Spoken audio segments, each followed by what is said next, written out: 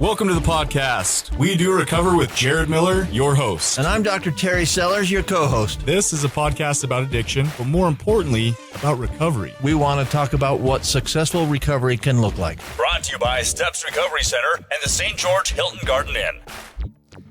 You are listening to episode 12 of We Do Recover. I'm your host, Jared Miller. Today I'm joined by your co-host and our medical expert, the man, the myth, the legend, Dr. Terry Sellers. Good morning, everybody. I'm also joined by the man that makes this whole thing possible. He is our media maestro, our producer, Sean Denovan. Oh, hey, hi. I just showed up. What's going on? We're doing a podcast. Welcome to the show, Sean. Thanks. Good to be here. Listen, I have a powerful featured guest for you today. She is not an addict in recovery herself, but she is a major player in being part of the solution. She is the founder of SwitchPoint and Crossover Recovery, Carol Hollowell. Thanks for having me. We Beautiful. are super honored to have you on. This podcast is recorded in sunny St. George, Utah. Episode 12, part 1, is brought to you by Steps Recovery Centers, where addiction ends and healing begins. If your loved one needs help, give them a call. 801-800-8142. Let's check in. Dr. Sellers, I see you got those pearly whites, buddy. How's your week going? Well, my week's interesting, but it's been a good week. It's been kind of busy. I got my bottom teeth all transplanted or implanted or whatever. I'm finally over all of that stuff. The pain's still there a little bit, but not too bad. Other than that, I don't have a car yet. I haven't bought a new car from having totaled my car a few weeks ago, but I think I get one tonight, so that'll be fun. Nice. Yeah. Didn't we agree that the check-in was going to be new and goods? A new car is good. Oh, yeah, okay. New teeth are good. Hey, I hear you on that. I hear you on Both that. those things are new and good. Let's get Carol in the mix. Carol, what's going on? What's Yeah. new and good with you? Let's see. New and goods. I used to do these all the time. I should still probably do them. New and goods. Well, I just heard from my son in Afghanistan, and he's doing good. So Montana. Yeah, my son Montana. He's deployed in Afghanistan, and so right when I was driving over here, he called me. So that's always exciting to hear from your soldier. Yeah, That's absolutely. good. She shared with me Montana got some kind of Oh, he got a really cool medal. Yeah. It's called a coin from his colonel for being special ops, which I can't tell you anything else. I'd have to kill you. But top secret. yeah, top Sure, I secret. get it. Yeah. Or he could probably kill me just by looking at me. Yeah, Special probably. ops guy. I've seen him, dude. Yeah. He'd be in trouble. He looks like Mr. Bean, truly. Sure is. But they always look like that. Those those Funny. guys. You can't judge a book by its cover. Sean, what's new and good with you, dude? I'm still waiting to get my house built. You're building a house. I'm trying to build a house. Do you need to borrow a hammer? I need a hammer. I have papers with drawings on them. And, Okay. now we're trying to find out how much stuff's going to cost, and that's taking forever. That hurts. So what's new is, well, lumber's up 300%. That's new. Well, And that's good for them. That's hey, not so new good and for you. That is not good for you. You're smart to well. build in St. George. You buy a house that's already built, man, and it's gonna be a pretty penny. It's expensive to live here. Oh, well, that's why we're building in Tokerville. That's a Nice. good idea. Yeah, I good can't idea. afford living. I can work in St. George, but I can't live in St. George. See, I can accredit myself by being surrounded by smart people. I'm not real smart, right? But that's smart of you, Sean. There you It go. is, and you're right. I mean, what? Okay, well, Terry's in house. Dr. All Sellers. right. What do we got? Let's get into it. Okay, so let me start off with this. I met Carol about like 5 minutes ago. I know very little about her, which is going to be great because I actually like being blind in an interview anyway. I don't want a bunch of prearranged stuff that we've talked about Nothing before. canned here, Right? buddy. I don't do that. I don't want to do that. I want to sort of learn along with anyone listening. So we're going to start with who's Carol. Tell me who Carol is. Oh, Carol, born on Christmas Eve. That's why my name's Carol. Interesting. Yeah, because I always hated my name, and then I went, wait a second, I like Christmas Carol, so I'll go with that. Carol. Yeah, I'm from Bend, Oregon. Okay. I moved Beautiful here. place to play golf. Gorgeous place to play golf. Yeah. Yes, many golf courses, but you only play for about 5 months of the year because Yeah, it's always sure. cold. Yeah. Lived there most of my life until 11 years ago. We decided to go somewhere warm and sunny and threw a dart at a map and ended up in St. George. So haven't regretted anything. What if you had thrown a dart at a map and it landed on someplace cold? You'd have picked the dart out and No, we thrown were it again? throwing south. That's what we were doing. Is Okay. throwing south. Okay, I got you. Got you. Yeah, so that's how we ended up here about, a little over 11 years ago.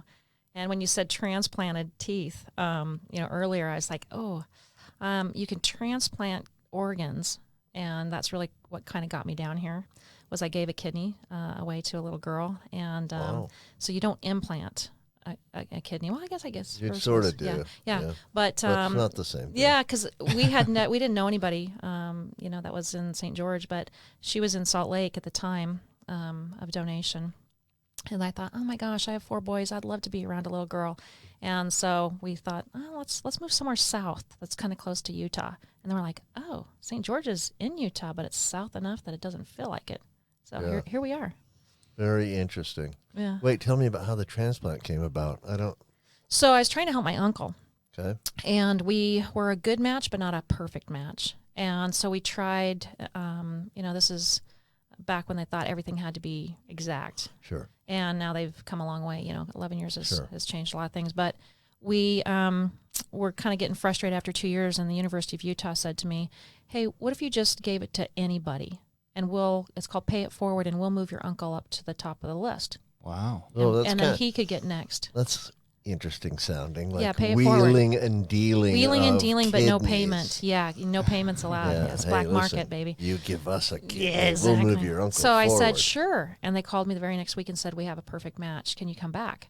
And so we drive all the way back on Mother's Day from Oregon back to Salt Lake. And they said, do you want to meet who you're giving it to? Yeah, sure. And I thought it was just going to be an adult, Sure. Who else am I giving it to? Sure. And I walked in, and it was this little 2-year-old. Oh, my She goodness. pats me on the head, and she says, you're my new best friend.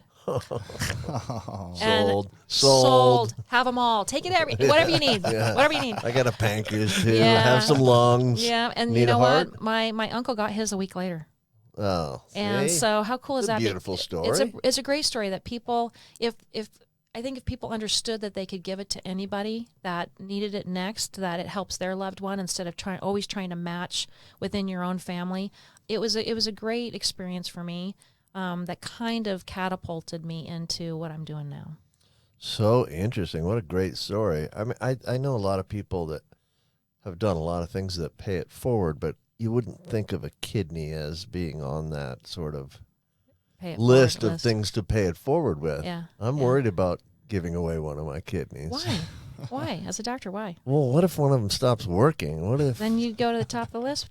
I mean, so what? What's the maybe. chance? Yeah, maybe. If you keep drinking Dr. Pepper, it's going to give out. Oh, I like this Zynga. lady. I I'm like not her. stopping anytime soon, so don't worry about that. That'll be... I'll pay for that at some point. Yeah. No question. Yeah. But don't ask me to stop. Yeah, okay.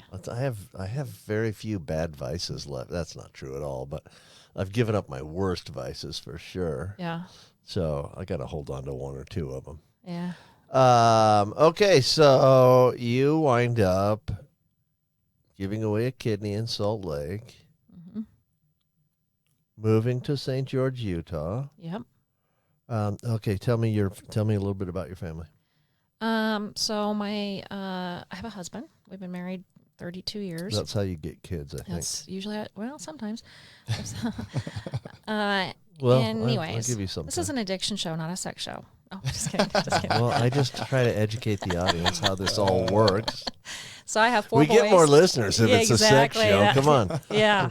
Right. Sean even perked up in Yeah, the he corner did. over He there all when of he a heard the sudden- word sex. It's Off like, air, yeah. hey, great, we got sex going on. Sorry. So my 4 boys are 31 to 23, Ooh, and 2 of them live in Boise, Idaho, and then one's in Afghanistan, and then one's at SUU up in Cedar. oh, sweet. Yeah. My husband's a pilot. Of course, that hasn't been working out so great right now during COVID. Yeah. And so he's my number 1 volunteer at Switch Point. Sweet. And so, yeah, I was born and raised in Oregon, as was my husband, but we met at Oregon State and go Beavers, and which is why everything that is at Switch Point is orange, in case you were wondering. Jared. Oh, Makes sense now. Did you get that? Because I Yeah. hate the ducks. Boo on It the all ducks. makes sense. Yeah, doesn't it make sense? You know why I'm wearing all blue today, right? Because I saw you had a BYU on your Yeah, hat. BYU plays today. That's why I'm wearing all Yeah. blue. So I did go to BYU for 1 year and was on Oh. their ski team when Wow. Bob and I had broke up, and then I went back to the Beavers after, Reconstructed we that when we got back relationship. together, we Yeah. went, okay, I'll go back. Yeah. Yeah. So, I got you. yeah. I got you. So so that's a little bit about my family. So 4 boys in a family, no girls. I have one daughter-in-law, and my oldest is married, but no grandkids. I've got 5 granddogs. That's about it. Yeah. We need some grandkids, don't we? Yeah, but they're not ready. I've got grandkids and they're great. I know. They're I've been the waiting. greatest. I've They're been way waiting. better than kids. Yeah. I actually come from a 4-boy family. Those Do ya? are tough families. It Yeah. was a lot of testosterone. Yeah, that's a lot. Yeah. That's a lot. Yeah. But there's a lot of things that boys are okay at. There's Yeah. a lot of There's things no they're drama. not. There's no yeah, drama. there's way less drama. Mhm. Yeah.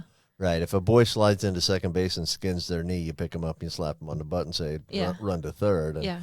if a girl does that, half the time Yeah. she wants you to say it's the worst injury you've ever Ever seen. seen. Yeah. And okay, so let's start into what happened after you moved to St. George. So the reason we were moving was because my husband and I were in the development company, and we had lost our shorts and everything else with it during the 2008 Wait, what does that crisis. mean? We went bankrupt No. completely. I What? knew what that meant. We're in a development company. So we owned a mortgage company, and we developed land complexes. Okay. Yeah, we built a lot of things, and so it was pretty devastating, and so that's why we were looking for somewhere that was completely different. It was hard to see kind of your, everything you built up, your empire Yeah, crumble. sure. Yeah, in 2008, a lot of people lost a lot. That was Yeah. a terrible year. It was a terrible year, and 6 of our friends committed suicide, and there was just so much devastation, with within, and St. George was very similar, right? With everything was kind of predicated on the real estate market, Right. as was Bend, and we were looking for something that was similar. I like the size of the town. I like a lot of outdoorsy stuff, and so that's what was really drawing for us for St. George. Okay. But on the other hand, there were still a lot of foreclosures and bankruptcies here, right, as well. Right. And so then how do you pick yourself up? And so having gone through mass depression, total mass depression, leaving everything and coming here, leaving my family. My parents are still in Bend, but I just had to kind of reach deep down and go, what can I do to feel like I can survive this? And the first thing that came to my mind was find people worse off than yourself. Nice. And so because if you're always going to compare yourself to the haves and the have-nots, you always be depressed because somebody Sure. will always have more than you, right? Right. And so that really started my journey, to be honest, is Bob and I were, we live in Bloomington, and so we were always walking out with our dogs out by Moe's Valley and Bear Claw Poppy, and there was some homeless that were camping out there. And so we just started going to Great Harvest and getting their day-old bread and taking out bread and just talking to people. And then I went, you know what, I think I can do something. I can do something different. And one day I was driving. I ended up getting a job at 5 County Association of Government as their volunteer director. And that meant that I was in charge of all of the TUCON volunteers and the marathon, which should be tomorrow, but no, and Ironman volunteers, all the fun stuff. But we also had a lot of court-ordered volunteers who, had been caught public intoxication, a DUI, and so they were coming in as volunteers as well. We call them volunteers. Yes, they're court-ordered to do their service They hours. were volunteered. And then I'd go, but where are you living? I'm homeless. Here? I thought we had a homeless shelter. And so at that moment, I thought, I just got to figure something out, And so anyways, I was driving to work one morning, and I saw a gentleman that was really scruffy looking, obviously homeless, and living behind the library in an alley. And he was in a wheelchair, and I just, for some reason, it was raining. It was probably 5 a.m. And I just rolled down my window and go, hey, do you need help? Where are you going? I'm going to Smith's. That's where I warm up and get my coffee. And I just thought, today's the day. Let's do this. said, get in the car, which now I tell my staff, don't ever do that. Yeah, probably, You're a brave probably not woman. always Yeah. the safest idea, but Probably okay. not, you know, especially as a woman, and I don't know this guy, but I just threw him in the car, and in the 7.5 hours that I spent with Ray that day, there was a switch in me that occurred, and I thought, this is ridiculous that we can't take this person from being homeless for 5 years in the city of St. George into being housed, and damn it, I'm going to figure out how to do this.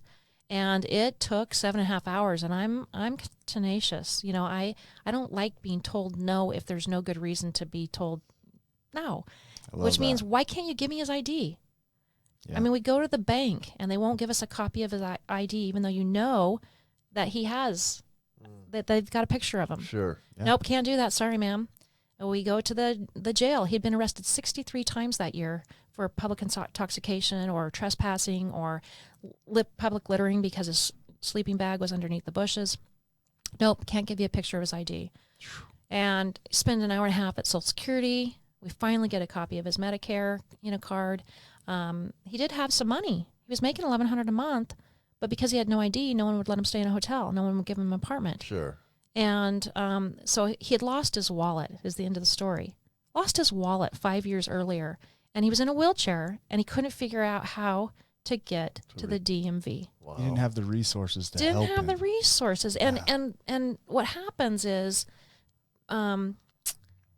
there's a real big connection between homelessness, depression, substance abuse. It's all intertwined, isn't it? And he becomes overwhelmed. So now it turns into survival instead of problem solving. Yeah. So I came in that day and said, well, I don't have that overwhelming feeling. So let me see if I can problem solve. Ray, do you trust me today? Yes, ma'am. By the time we got to the DMV, he's exhausted and he's frustrated too, but he was kind of watching how we went from step to step to step. And I begged them to give us a copy, even though we only had one other thing, which was his Medicare thing. And he has no mail. How's he going to have any mail? Right. And we finally got them to give us a temporary ID. And Ray looked at that picture and he just started crying. And he says, that's me. He hadn't seen himself on something legitimate with his name on it Sure. for 5 years. Wow. And I said, oh, my God, I just found my I new, think I have a calling. I have a calling. Thank you. I mean, I felt so moved that day that I thought, I can't give this up. And so I went to the city and I said, you got to help me. And here's my idea, and I can't stop thinking about it. I'm up all night. And they went, that's a pretty good idea. And so SwitchPoint really came about because of that experience and being able to say, it takes one-on-one involvement. Looking at somebody's barriers and saying, Jared, what is it, buddy? Maybe I can solve it because I'm not in it. Right. And so we take them one at a time, and we're meeting each client where they're at, and we're saying, how do I help you even overcome one of those barriers today? And that became the SwitchPoint model. And so we opened up in September of 2014. The city, we used some CDBG grant money to buy the old Sunhawk Academy building on Sunset and 1300 West. And we've seen about 6,200 clients so far in our 6 years of being open. And it really, I feel like, changed the model of how you treat homelessness. Yeah. So now we've been asked to go to Tooele. So we Sure. opened up in Tooele in July. Salt Lake's calling, going, Sure. that's kind of a different strategy instead of treating them like a Band-Aid effect, right? Where Right. line up, get your bed, you're kicked out the next morning. Right. Nothing changes Right. for any of us. You talk about it really set kind of the groundwork or the status quo for how to treat homelessness. Mm-hmm. Now I understand it because of our relationship, but explain what that is, because people that are listening to this podcast might go, well, we're just enabling them or whatever, right? Maybe they have a different perspective on it, but what they don't know is it's treated completely different. This isn't a give out. This isn't Yeah. so go ahead and explain that, because it's your. Sure. One thing that I really felt strongly about was taking away entitlement. We have trained since the Depression, back in the 20s and 30s, we have trained people to stand in line and to become entitled. And it's really our own damn fault, right? Yeah. And so we took that away. And I treated it like I did my 4 boys. And I'll have to say that I have 4 really nice boys. And they all learned how to work, but nothing was given. Even when we had a lot of things, material things, and we had money, they still had to do their own work, earn their own things, buy their own cars. Nothing was ever given to them, right? So I took that same mentality and said, no more entitlement. There's no more standing in line. If you need something, you lost your coat, you start working. So we created our own economy within SwitchPoint, which is unique, right? Switch bucks. Switch bucks, right? A little switch bucks. So it's kind of like Monopoly money. But so if I said, hey, I need you to work in the garden for an hour, but I'm going to pay you 8 switch bucks to work that hour. Now go redeem them and get whatever you need out of either the thrift store or a little switch buck store. So if you need a deodorant, you just earned it, right? So everything that they do is tied to their value. What it does is it creates value amongst them, that they're not just, free labor. No, I value you, and I'm valuing you more than minimum wage, right? So I'm going to give you $8, not $7.25. Right. And it's personal empowerment too, right? Absolutely. It's not, I'm taking pity on you. Yep. Here's because I'm up here and you're down here. It's, look, I have an opportunity.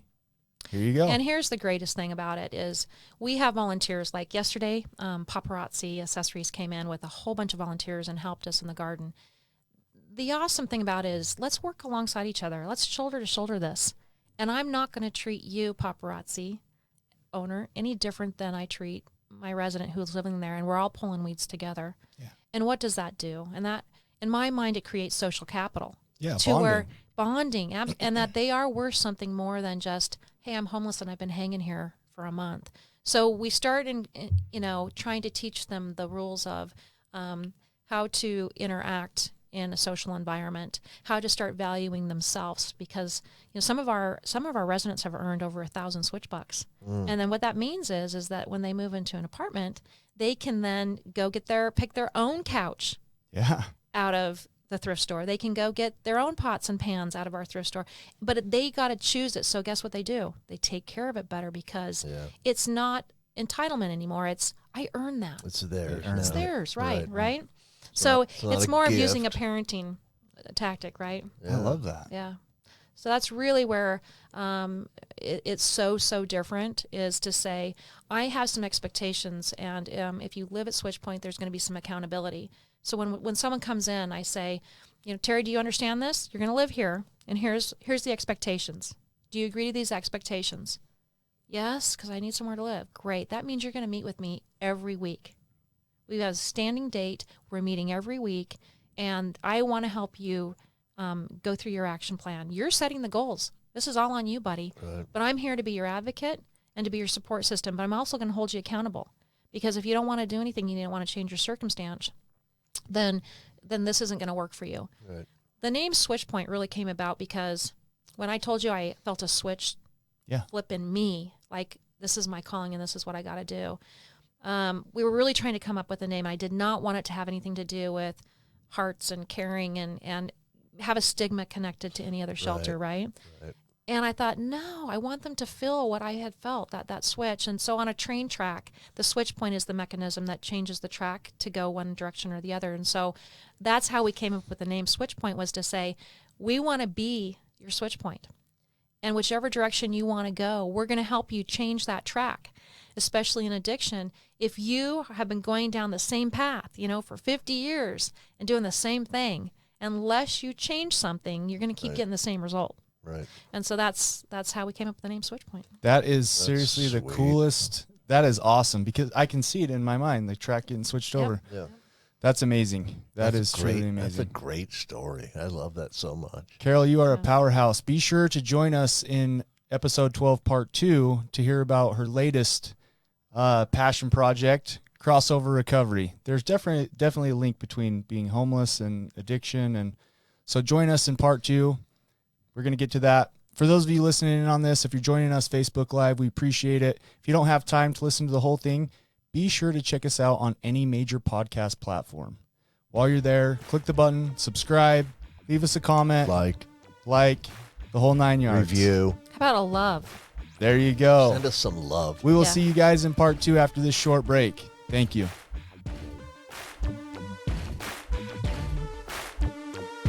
You are listening to We Do Recover with Jared Miller and co-hosted by Dr. Terry Sellers.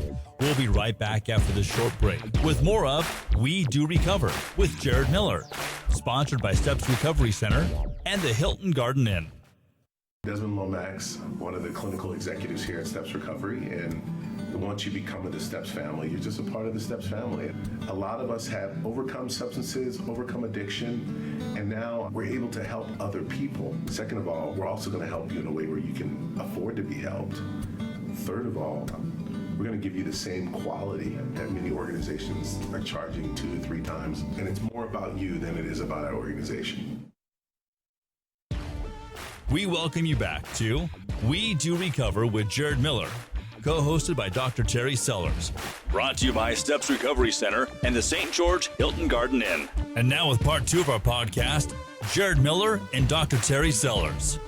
All right, you're listening to part 2, episode 12 of We Do Recover. We have an amazing featured guest for you, Carol Hollowell. She is the founder of Switchpoint and now Crossover Recovery. Episode 12, part 2 is brought to you by Hilton Garden Inn St. George. It is always sunny and bright at the Hilton Garden Inn. If you're traveling through southern Utah, give them a Google search. Just type in Hilton Garden Inn St. George, Utah. I promise you won't be disappointed. They have amazing amenities. Guess where I stayed last night? Where? The Hilton Garden Inn. The Hilton Garden Inn. That and place is so nice. I've mentioned this before, but the night staff is so helpful and so accommodating. I've stayed there a few times, not that many times, but one of the guys that mans the front desk at night always remembers my name, always is so accommodating, always says something really nice, like, hey, I like your shirt. Yeah, Like, they're Are awesome. these the nights you get kicked out of your house? Oh, this is the nights that I'm in St. George. I don't get kicked out of my house anymore. I gave that lifestyle up long ago. There you go. So before we get into Carol and hearing about her latest passion project, Crossover Recovery, we have a caller that called in, and she's ready for you to address the call, Dr. Sellers. Are you Ask ready away. to get it? Sure. Here we go. This is Kaylee from Roy, Utah. Hi, Dr. Sellers. My name is Kaylee, and I'm calling from Roy, Utah. I love the podcast, and I look forward to listening to new episodes each week. My question today is, what is the connection between substance abuse and mental illness? For example, can mental illness such as depression or anxiety cause addiction, or does an addiction lead to mental illness? Just wanted to say thank you for taking my question, and keep up the good work, guys. Thank you for calling that in, Kaylee. That is an Thanks, awesome Kaylee. question. Thanks for listening. Appreciate the shout out. That was nice. I want to first start out by saying that one of the implications in that question, I think, is a little bit off. And the thing is, does substance abuse cause addiction, or does addiction cause substance abuse? The thing that causes, does substance abuse cause mental health issues, or do mental health issues cause substance abuse? One of the things that I think that we need to realize is that the thing that causes addiction is the fact that you're taking a substance that's addictive. Yeah, great point. So if we separate addiction from substance use or abuse, I think that can be a helpful construct right there. I've always said this: if you give me 1,000 people and let me give them morphine for a month, I'll show you 1,000 people addicted to morphine, because the substance is addictive. Now, there might be some people that hate it, Yeah. and want to get off of it at the end of the month, but they'll be addicted.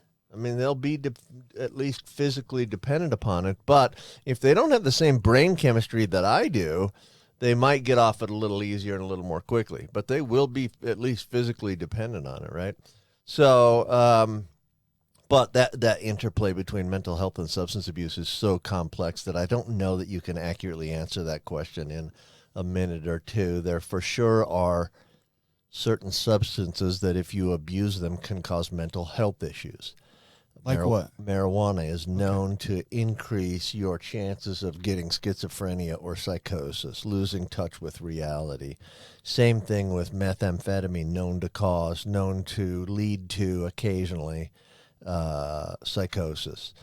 That does not mean that everybody that takes methamphetamine or that smokes some pot gets those things. In fact, the numbers are fairly low, but they are higher than those who don't smoke pot or use methamphetamine, right? We know opiates and alcohol are both depressants, and so they cause depression. Now, the thing is, they also numb everybody out, right? And so if you look at what life is, which is this sort of up and down swing of what a great day today is and what a crappy day today is, if you're spending tons of time down here in what a crappy day today is, alcohol will make you numb. And so numb actually turns out to be midway between it's a great day and it's a crappy day. And so numb to a lot of people that are spending all their time in what a crappy day this is, numb feels better to them. I hear you say numb, and I think of the word coping, right?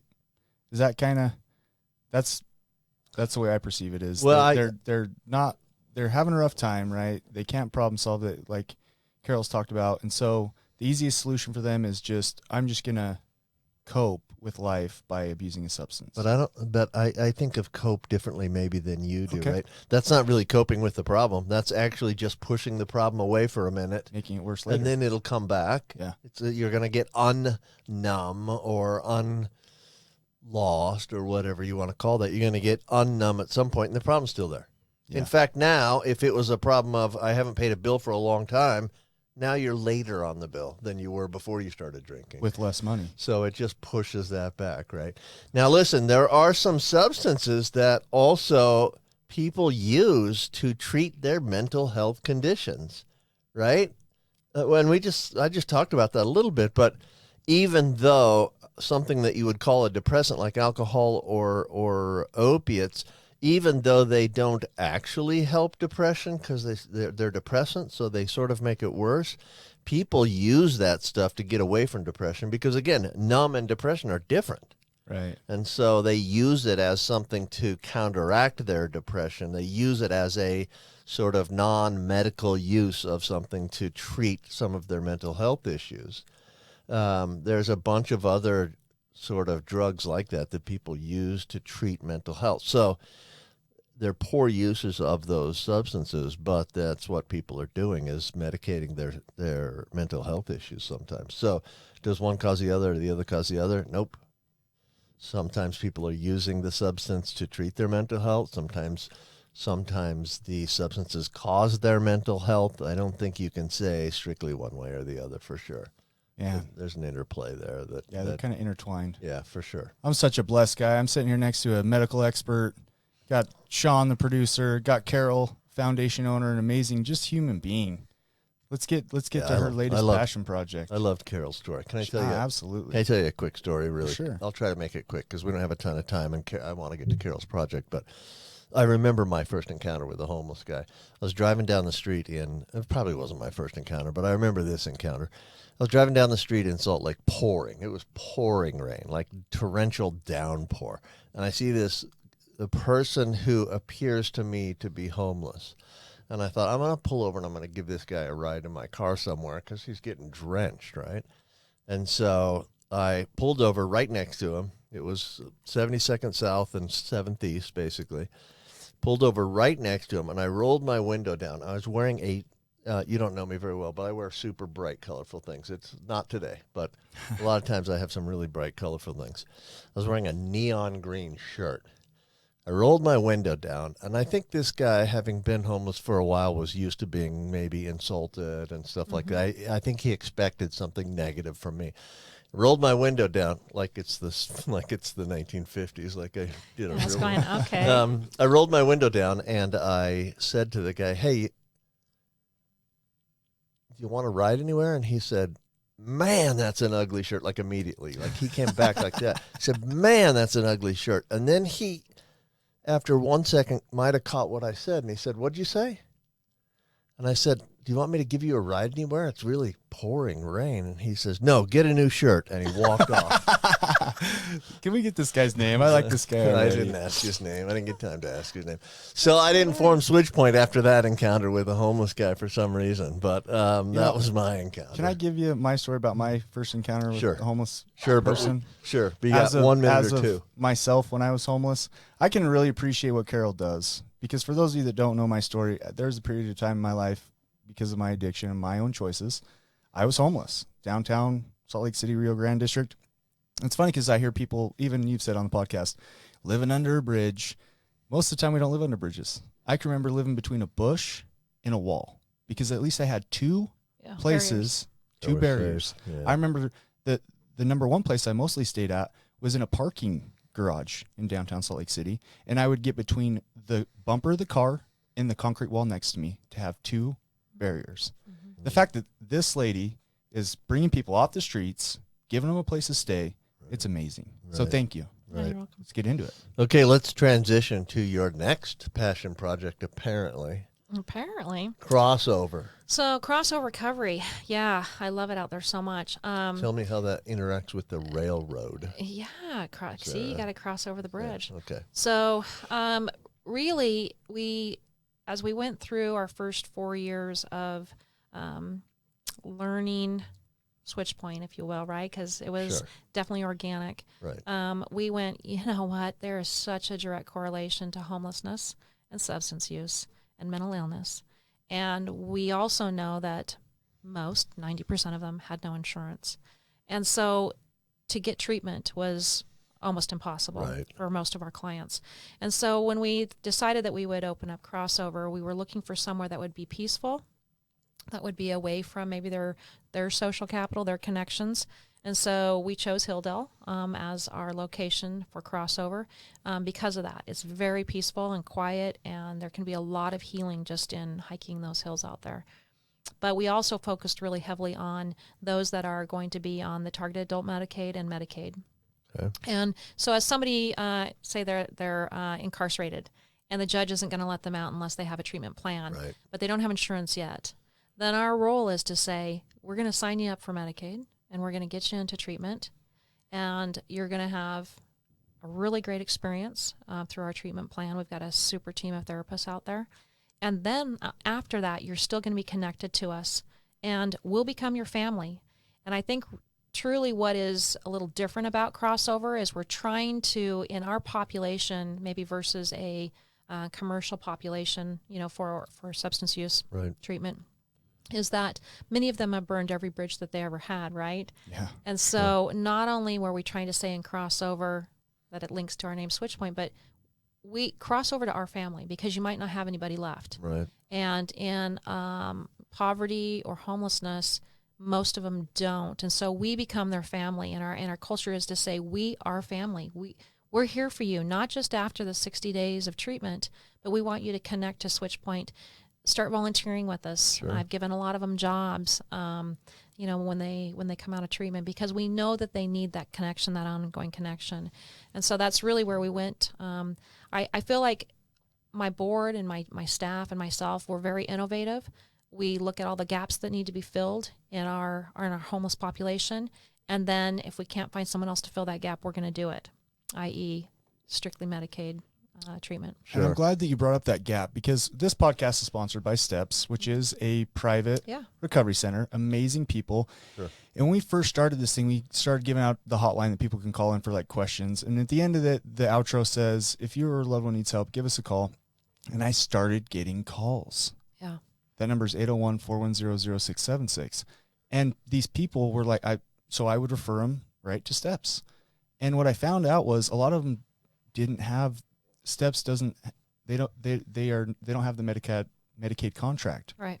So I literally talked to Tyler Hansen, who's been on the podcast, amazing guy. Right. I said, man, my heart, right? I had this big heart, and I feel bad because I feel like we're turning away these people. Sure. And he's such an amazing guy. He started plugging me with people around here, and Crossover is the answer to that, because they do have a contract with Medicaid, and they can provide people that can't get into other places. Right. Yeah. which is amazing. I love and I that. had this perception that this treatment center battles for this client with this treatment center. No. It's so not like that. No. My eyes have been opened. They go golfing together. It's very collaborative. Yeah, Sure. it's Because we amazing. know we're going to see, as all of us in this room know, one treatment is not going to cure Right. someone, right? Sure.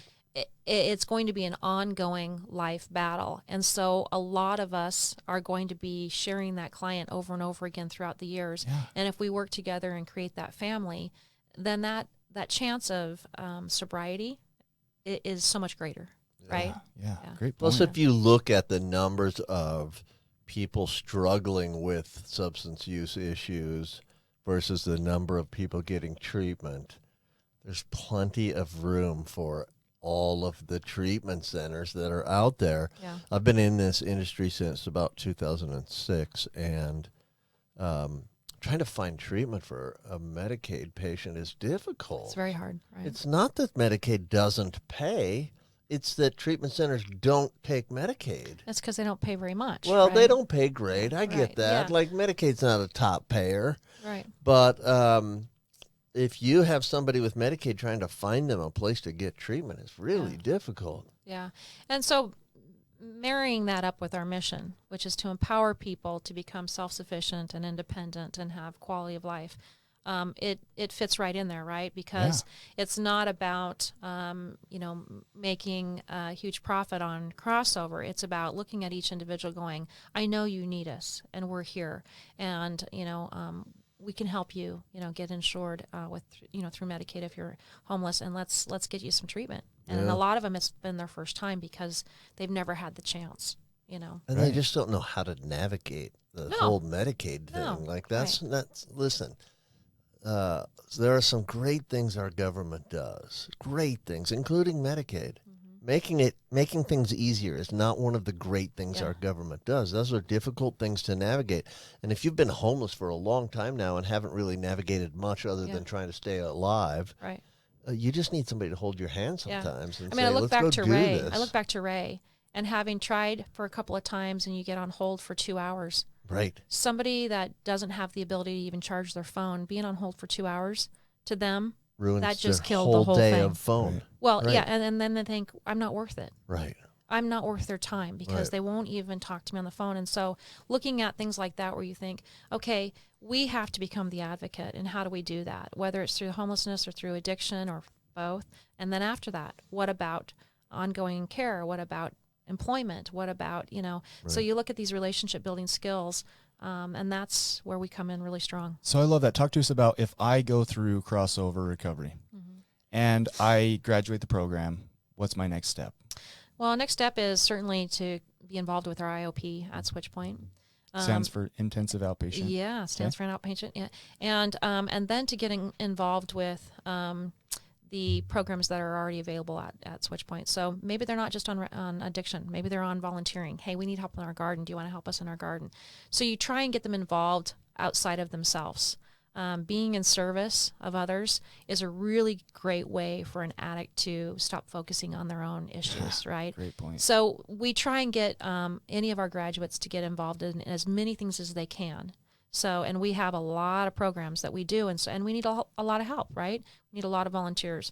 And then at that point, if they're having still a really struggle with finding employment because of so many felonies and they've got, so many bad references, then we'll say, all right, we're going to give you a shot. So they can work in our thrift store. They can, work at our small engine repair business. They can work at our doggy daycare business. So we've created 4 businesses now here in town that we can put these people to work, and they get a paycheck and they can feel empowered that they are actually climbing out of their black hole. So you're pulling them up out of the basement, helping them build a foundation so that they can start getting those good references. They have employment history. That's right. They have a stable place to live. That's a game changer.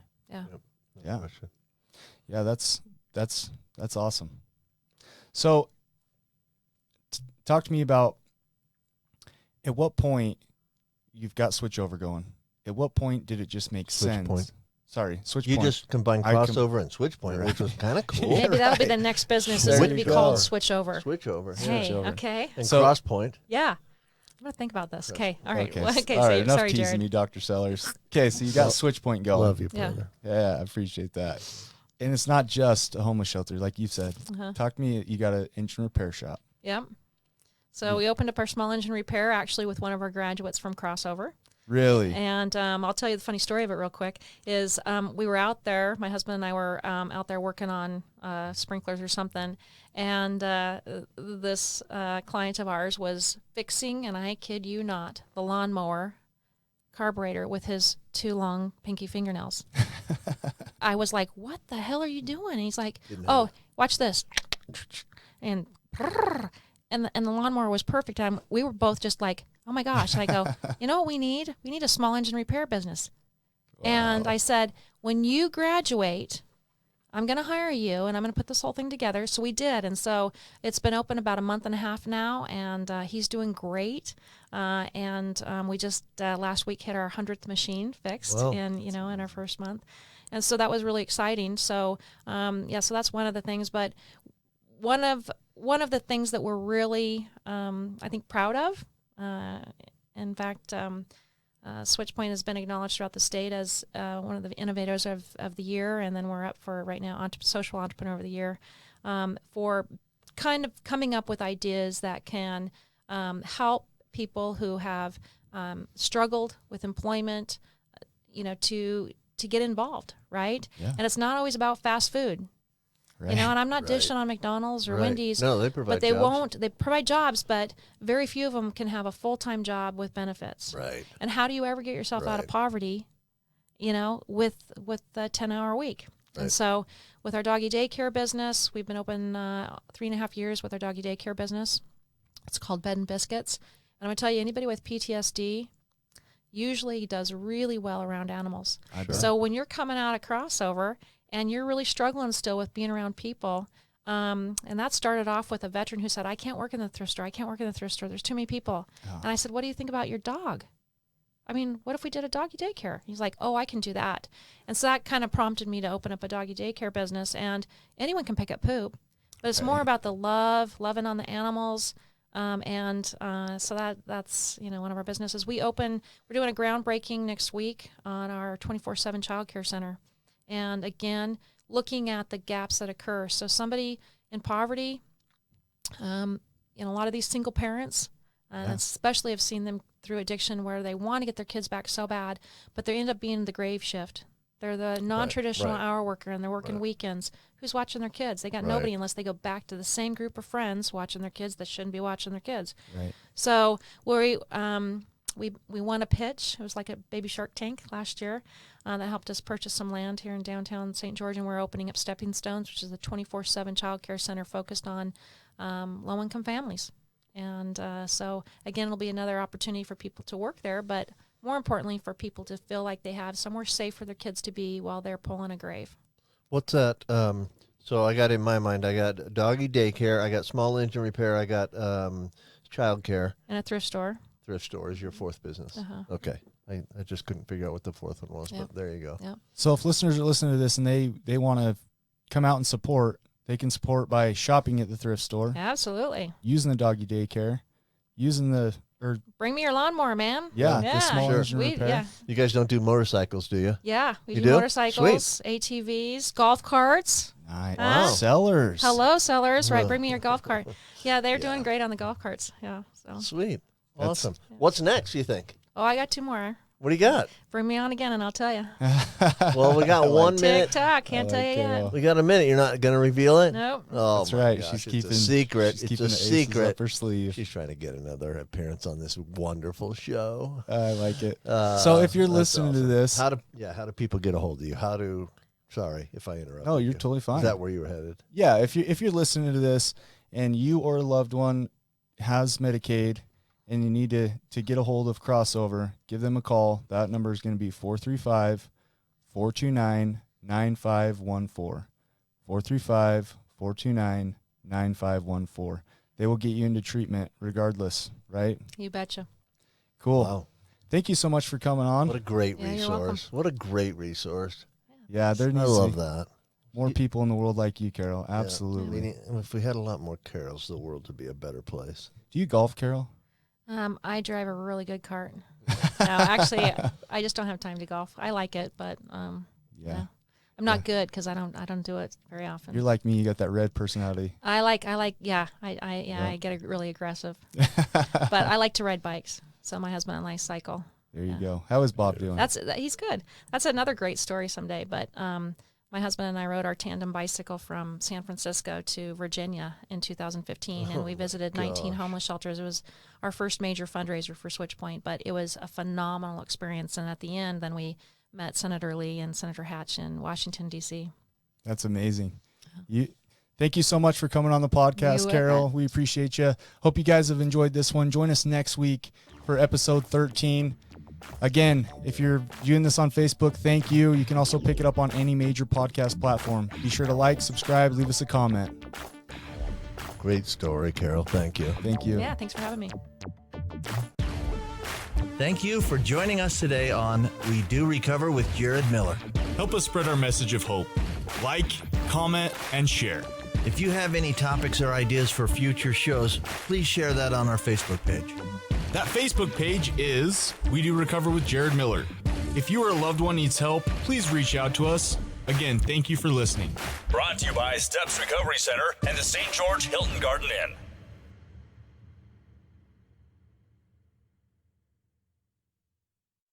This has been a production from a podcast studio.